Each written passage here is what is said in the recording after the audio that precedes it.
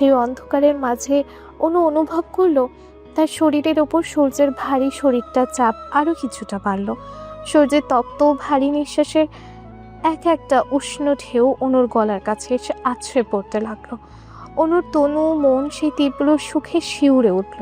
সে আবারও একটু ছটফট করতে চাইল, কিন্তু সূর্য নিজের সবটুকু অধিকার খাটিয়ে অনুর কানের লতিতে আলতো করে নিজের ওষ্ঠাধর ছুঁয়ে একদম ফিসফিসানি কণ্ঠে বলে উঠল, আমার ছোট্ট পাখি, তোকে আজ একটু নিজের মতো করে আদর করি।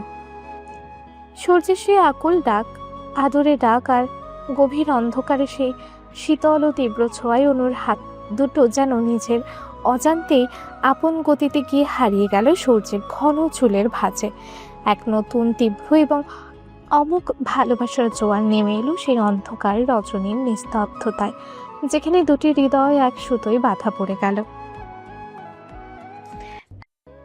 হ্যালো এভরিওয়ান, আমি রিম্পি। আমি আপনাদের সামনে কিছু কথা বলার জন্য এই ভিডিওটি নিয়ে এসেছি। সবার আগে আপনাদের সকলকে অসংখ্য ধন্যবাদ আমাদের হৃদয় রূপকথা চ্যানেলটিতে এত শীঘ্রই 1K সাবস্ক্রাইবার্স পূর্ণ করে দেওয়ার জন্য। অসংখ্য কৃতজ্ঞ আমরা সকলেই আপনাদের কাছে। আর আমাদের একটা অনুরোধ, সেটা হচ্ছে আমাদের চ্যানেলের চলমান গল্প হৃদয় গহীনে ছিলি যে তুই, এই গল্পটা এখন থেকে নতুন চ্যানেলে আপলোড দেওয়া হবে।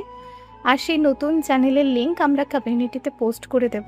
সেখান থেকে শীঘ্রই আপনারা হচ্ছে যে সাবস্ক্রাইব করে দেবেন চ্যানেলটি এবং গল্পটা শুনতে থাকবেন, এনজয় করতে থাকবেন। আর আপনাদের সুন্দর মন্তব্য কমেন্টে অবশ্যই জানাতে ভুলবেন না।